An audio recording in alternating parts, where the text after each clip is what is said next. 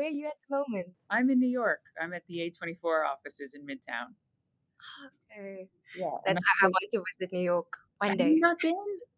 No, I haven't. Well, I haven't been to South Africa either. My parents spent a lot of time in Durban for work, but Hmm. I never got to accompany them on any of their trips. So it's still one I've got to make. Well, you should definitely come to Cape Town, but Yeah, like in the summer months, definitely. yeah.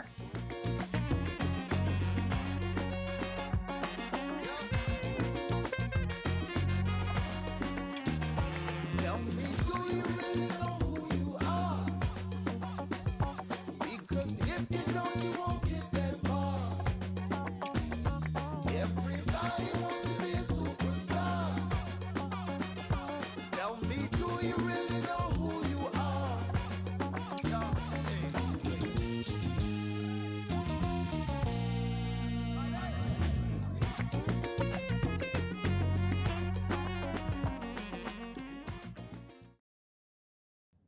So, Ilfenesh, thank you so much for joining us today.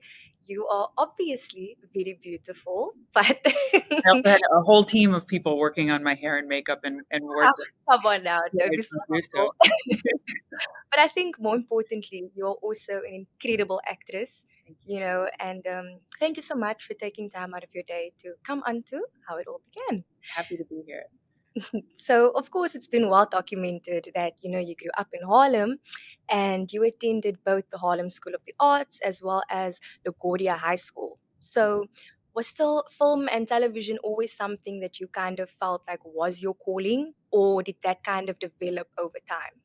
Yeah, it was really a slow burn for me. I went to public school my entire life, leading up to high school. Obviously, LaGuardia is a specialized school. I had to audition for it and choose my discipline there. But my public schools, I was so lucky, place such an emphasis on the arts and creativity, and the importance of it in your journey as a child, and just really encouraged and fosters, the arts, and whether it be music or dance or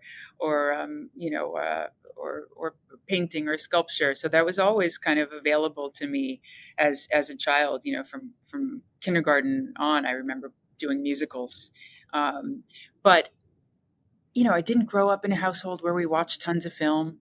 Um, my grandmother loved coming to New York to watch movies, but um, you know, we just didn't have a lot of talk of cinema in the house. I don't have any, actors or musicians in my family, so it was just something I never really thought about doing. And it wasn't until Harlem School of the Arts that I thought, okay, I really love this. I could be good at this.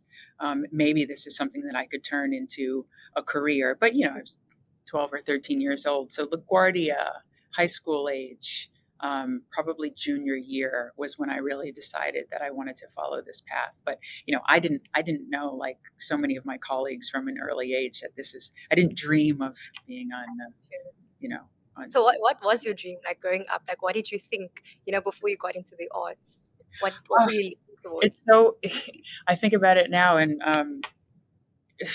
there was an abandoned building on across the street from Central Park.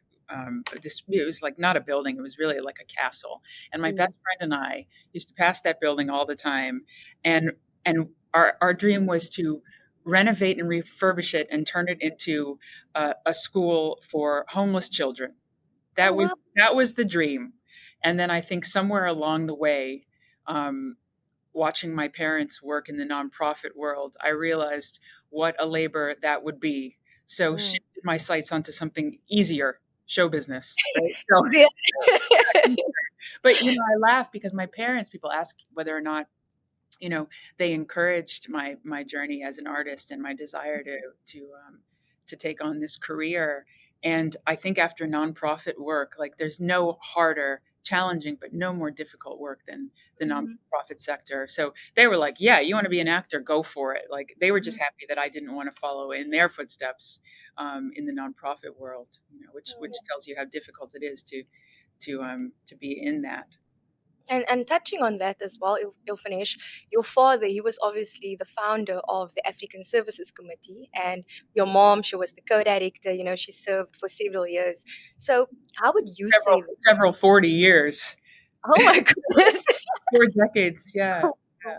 Their and, life's and so, how do you think, having both parents be so rooted in service to others, how did that kind of shape you, not just professionally, but personally as well?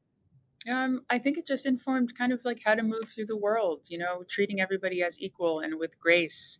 Um, Mm, it's also put in great perspective what I do, not to minimize the arts, but there are people who are out there doing like the real work to really change people's lives. And obviously, music and acting and the movies have their own place in people's lives, and it's not nothing to be a place where people turn when they need to be made happy or need a laugh or need a song to offer them comfort. But where I rank in my career on the list of like what really matters in terms of what we're putting out in the world, I think just watching what they do has kept me grounded and kept things in mm, perspective in a major way. mm. And I relate to that as well. My mom's a nurse, and like you were saying, Yeah, when your parents are doing these kind of things where they're dealing with life or death, it kind of does put things in it perspective does. now and then. Mm, Yeah, I know. I mean, I think we you can still be be incredibly proud of the work that you do, mm, but also kind of know its place on the hierarchy of goodness. mm. I hear you. And so, but not to minimize your success, you received, your Master of Fine Arts in Text and Performance Studies.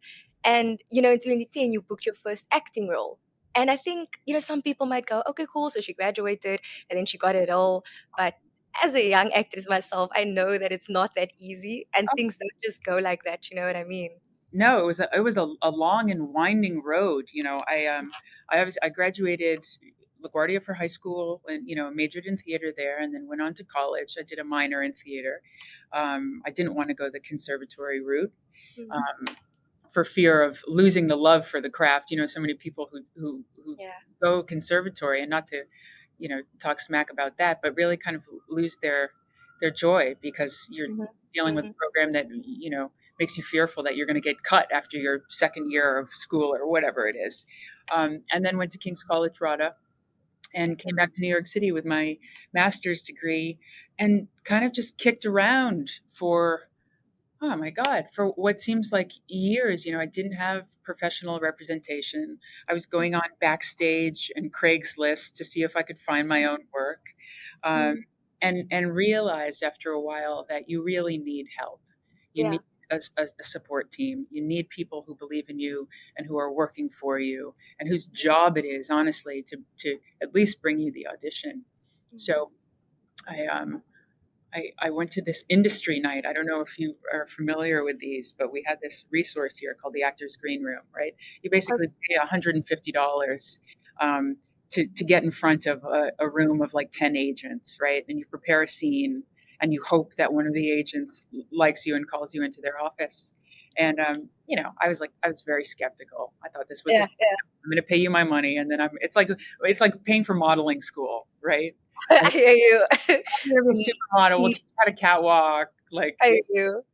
but I went to that night and I found my agent there that I've been with, since then for like the past 14 or 15 years or something like that. And that was the beginning. And I've been like hired and fired. I've had jobs that I thought were gonna like send me to the moon, and Mhm. did seemingly nothing. So it's really a ride. It's not linear. It's a total loop de loop roller coaster. Yeah, and I think you really need to have a passion for it as well, to actually Yeah, stick with it. keep Yeah, going.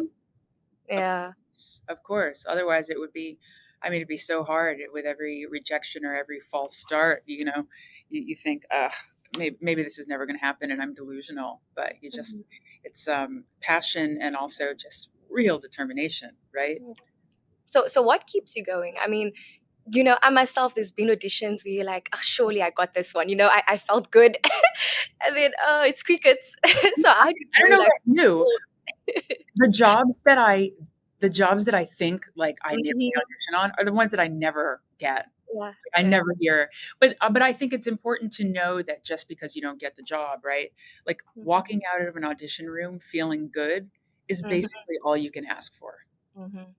right? I mean, as long as you feel proud of the work leaving, the rest is up to it's maybe I'm too tall, maybe my hair's too straight. I think Mhm. you can't get caught up thinking about like why you did or did not get the job as long as you feel like I did the work and I'm proud of it.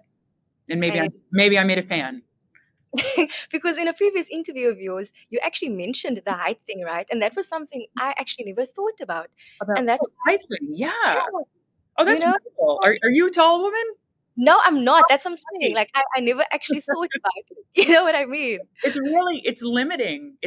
Mm, But it's also there's nothing that I can change. So, I can't get caught up thinking about that as a limitation of mine because it's not mhm. going anywhere. So I just wear the highest heels I can find and really lean into Yes, my yes, my yes, 5'11-ness.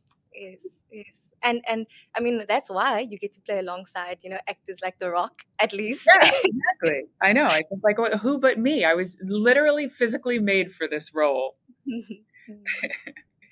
Totally. And and I think it's so important for people to know as well that you booking a role, it's not necessarily based on, oh, she was a good actor. There's a lot of good actors, but Sure. there's so many other factors as well, that they take into consideration. Yeah, completely. I mean, and so many factors that are really out of your control. Mhm, That's why you can, unless you go into an audition and totally flub because you know that you didn't do the work, right? Um, you can't feel down on yourself for not booking a job. It's obviously there are certain gigs you really want because they'd be like so challenging or so fun or allow you to like flex a different artistic muscle. But yeah, you just got to keep it moving, right? So let's chat a bit about Spike Lee. The first time that you worked with him was on a pilot for The Brick. And since then, you've done four other projects with him, which I think says a lot. If a director keeps on wanting to work with you, I think it doesn't only speak on your talent, but as well as, your professionalism and even your presence on set. Because let's face it, people want to work with people that That they, they like. Yeah, yeah, yeah. exactly. So what would you say is it's like some key traits that, an actor should have, to get that invitation to come back? To come back again, keeping your nose to the grindstone and showing up prepared, uh, Mhm, having ideas but not being so tethered to them that you're hard to work with. Like, I show up on a set and I think a scene should be blocked away a certain way because it feels natural to the character, natural in my body or in the room. If Spike says, hey, I have a different idea for this, I think it's important to have an opinion and be able to justify why you want to do something differently, but to be mhm, able to like pivot and say, "Hey, man, it's you in charge, right? So we'll play your game. You're the you're steering the ship here." Um, but outside of that, just being grateful, being mhm. happy to be there, being present. I think not being on your phone between every Yes, take yes. and every setup, right? Put the phone down. It's Mhm, second nature for us these days when we have any spare minute to pick it up and see what's going on. But I think people take stock of whether or not you are present and part of the collective community on set.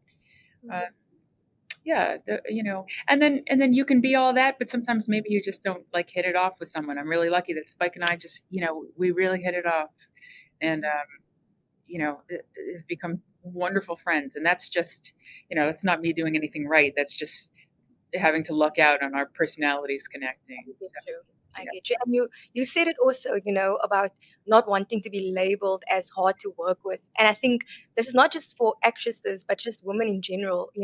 What would you say? How can you get that balance of, I want to advocate for myself and I want to voice my opinions, but I don't want to not step on toes, but I also don't want to be difficult and challenge everything, but I still want to be respected at the end of the day. I mean, for women and men alike, I think you have to choose your battles, right? I mean, like you can't be nitpicky over every single thing. You have to know where to give and where to take and when to like be steadfast about things and when to kind of, bend a little bit. But I mean, I think you have to try to work with good, salt of the art earth people who aren't going to label you difficult because you're a woman with opinions and ideas, right? Mm, And I've been lucky to be embraced by Spike for 5 projects and worked so many times with him.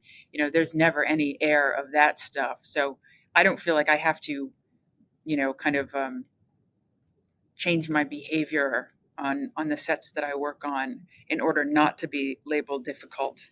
Um, mm, yeah, I don't know. I don't know what the advice is there. I think um, to feel free to voice legitimate concerns and air grievances on things that are real, mm, but to not make ridiculous requests and be demanding and on set. Just use your head. I think. I mean, yeah, we've seen poor behavior on set and what it looks like. mm, It's like it's hard to watch. It's like a train wreck.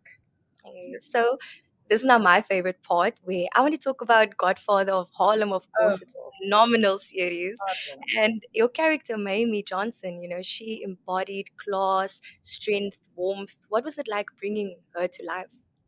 Well, I mean, thank you for those beautiful compliments on a woman that I love so dearly. I try to take little bits of her and employ them in my own life, but to Mm, play her is just the beauty of our show. I mean, part of the beauty of it is being set in the '60s, right? So mhm, to really get to lean into her with the hair and the makeup and the exquisite wardrobe. I mean, yeah, that's just like the vanity fun side of it. Character building too, for sure, because it really informs who she is. But she's like someone to aspire to.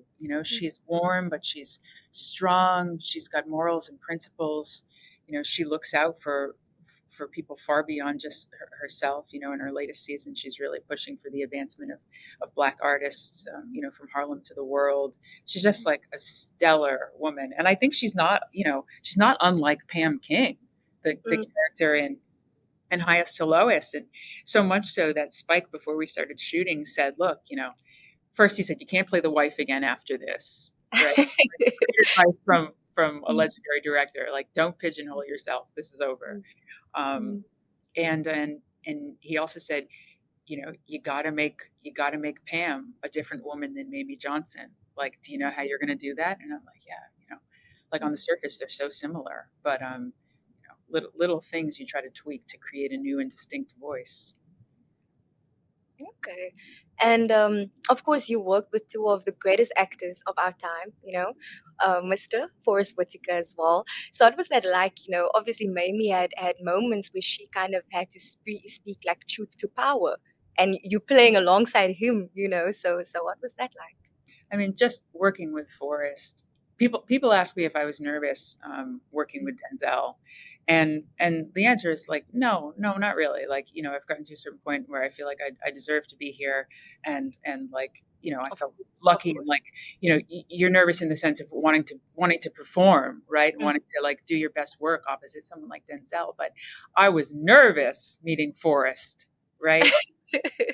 And Mm, not because of anything related to him or his personality, but because I'd never been on a set working with someone like Forest Whitaker before. mm, I was starstruck, mm. and Of it was course. 8 years ago. I was at a very different place in my career professionally. I was a lot younger, 8 years younger, right? And so I did have nerves working with him, but oh, Mm, the most beautiful, generous actor.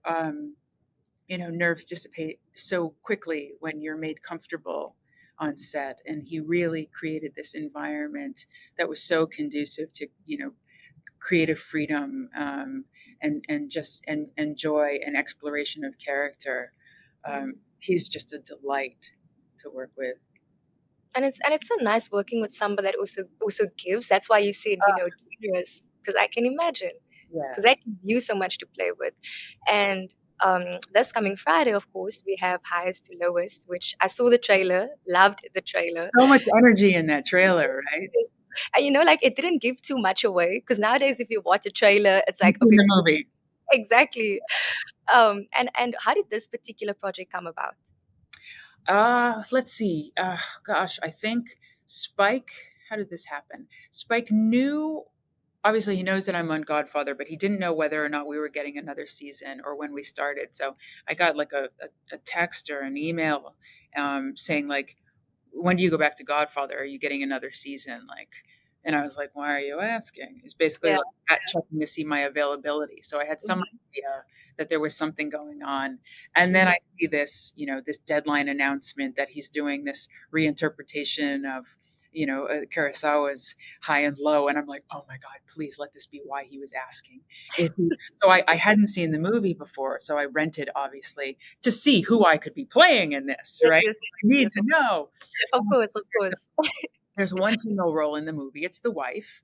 And I'm like, okay, all right. I know this role. I can do this in my sleep. I am the wife, right? Mhm, mhm, mhm. You got this. I got this. I know this woman. Like, you don't even need to make me audition. I can do this in my sleep. So, Mhm, so I reach out to my agency or my agent at Gersh, who Spike is also with, as of a year and a half ago or so. And I say, hey, has anyone in the office read the script? Right? I'm trying to figure out whether or not there's a part. And my agent kind of goes like, yeah, we've read it. There's nothing for you in it. And I'm like, well, damn, well, that's weird. good. Why Okay. my availability? So Yeah, I was like holding out hope yeah, that yeah, there's yeah. a spot for me. Um, and then lo and behold, it comes in, and it is the role of the wife. They've Mhm, um, yeah. So I audition, and then mhm, I get the call that I'm being pulled into 40 Acres for a chemistry read with Denzel, which mhm. which was a nervous moment. I can Not, imagine. now because the stakes are raised, right? And the closer you get to a job, the more you want it. So Yes, yes. the more nervous you get. Mm. But yeah, it was. Spike got on the phone. He said, "Look, this is Denzel's show. He brought me the Mhm, script. mhm, He's executive producer. He's the leading man. Like, mhm. I would love to. I'll give some input, right? But like, this is essentially Ultimately, going yeah. to be Denzel's call. Um, Mm. so that was that, and yeah, man, he made me work for that role in that audition, that chem test. And what was it like? Because I mean, Denzel, he is. I think a lot of people would consider him the greatest actor of our time. And you are a talented actor in your own right as well. So, what was it like actually working with him? Was there anything that you could kind of? I don't want to say influence, but as an actress, we draw from experiences and people around us. That helps to shape us. Is there anything that whether it's on set or in terms of acting, that you kind of I think of one particular instance on set, and it was like, the reminder to like get back to basics and the importance of remembering what you learned when you were starting out. So in this one scene, I don't want to give too much away, um, but please there's do? a kidnapper makes a request, right? Mhm. And I have to part with a really significant item of mine. So we're blocking the scene. We're doing a rehearsal. We get to the point where I have to hand over this item, and I'm in a rehearsal. I never give it all in a rehearsal, Of right? course. I like to save the good stuff for Mhm, performance. mhm, I don't mhm, want to wear it out, right? mhm. So I kind of casually hand over this item, and the scene, they call cut, and they're adjusting lighting and stuff. And Denzel he goes, let me ask you something. I say, yeah. He goes, what does that item mean to you? And I knew immediately where he was going with it. Mhm. He was afraid, and it's a legitimate concern. This is your movie. If it's Of not tight, course, it's on your shoulders. You want to make sure of that course. everybody in their scene is doing their work. And I Mhm. say, I know. I said, Denzel, this is a rehearsal. I'm gonna instill every bit of meaning into this The piece actual take. when Yeah. we get going. But don't worry. But I think it's nice to get a reminder, even if you already know Mhm, the stuff we learned in school, right? mhm. this, what does this mean to you? I had an exercise in my high school class, and I told him this that day on set. We had to bring in an item of significance so you could learn how to attach meaning to an ordinary everyday object. And I was at 13 absolutely in love with this boy, right? And this is going to sound crazy, but he Okay. drank out of a Coke can, and I Okay. saved Okay. the Coke can. Okay. I like Okay. the Coca-Cola can like sitting on a bookshelf or something like that because he drank out of it. It's like, oh my God. It's like, wow, was anybody ever that important? Like, no. It's okay. Coke can into class because it really back then meant something to me. And my teacher looked at it and she rolled her eyes. And it really broke my heart because, like, this is supposed to be a safe space. We're in drama school. And I'm telling you, you give us an assignment and I'm saying that this means something to me. And your reaction is to roll your eyes. It just automatically made that room an unsafe space for me to share and be honest. Yeah, immediately you don't feel safe enough to share that. You shut that down in a kid and it can really do a lot to like Mm, to stamp out their trust in an environment where you really you need it to be creative. So when I put this item down in our scene, I thought back to that lesson in that room about the Coke can and imbuing it with this real significance. And I told him that story and he kind of just went, okay. There was a little bit of acknowledgement that like maybe I knew my stuff, okay. which was a nice moment for me. But yeah, always willing to teach and talk and yeah, a great teacher on set. Mhm. Well, Ilfenesh, like I can chat so much more with you, but unfortunately, that is us for today. And I just want to say thank you so much for making time to come on to how it all began. And yeah, I'm so excited to see all your future projects. Thank you, Megan.